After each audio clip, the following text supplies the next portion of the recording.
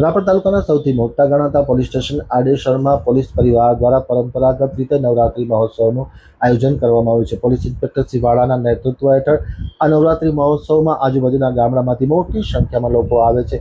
18 આલમ આ નવરાત્રી મહોત્સવને માણવા માટે આવે છે। સૌ સાથે મળી અને માની ભાવપૂર્વક આરાધના કરી રહ્યા છે।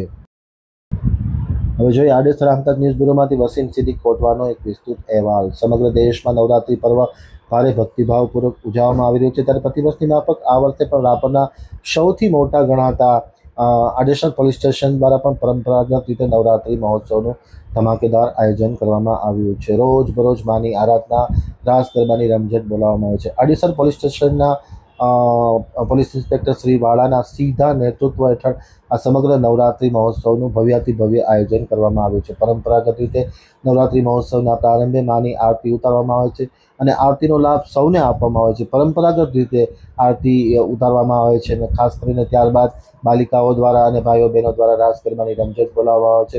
ચુસ્ત નવરાત્રી મહોત્સવમાં માની સંપૂર્ણપણે ભક્તિભાવપૂર્વક આરાધના કરવામાં આવે છે અને કોઈપણ પ્રકારનો અનિચ્છનીય બનાવ ન બને તે માટે પોલીસ દ્વારા બંદોબસ્ત પણ જાળવવામાં આવે છે। પોલીસ લાઇનમાં પોલીસ પરિવાર દ્વારા આ આડેસર ખાતે પરંપરાગત રીતે નવરાત્રી મહોત્સવ ઉજવવામાં આવ્યો છે। આડેસર સહિત આજુબાજુના ગામમાંથી મોટી સંખ્યામાં લોકો આ નવરાત્રી મહોત્સવને માણવા માટે આવે છે। ખાસ કરીને આડેસર પોલીસ સ્ટેશનમાં પોલીસ ઇન્સ્પેક્ટર તરીકે વાળાની નિમણૂક થઈ ત્યારથી ખાસ કરીને જે સામાજિક ઉત્તરદાયિત્વ છે તેને બરકરાર કરવામાં આવી રહ્યું છે અને ખૂબ જ પ્રમાણિકતાથી આ નવરાત્રી મહોત્સવે ભારે જમાવટ કરી છે અને આજુબાજુના ગામડાઓમાંથી 18 આલમ આ નવરાત્રી મહોત્સવ માણવા માટે આવે છે અને પરંપરાગત રીતે નવરાત્રી મહોત્સવ ઉજવવામાં આવી રહ્યો છે।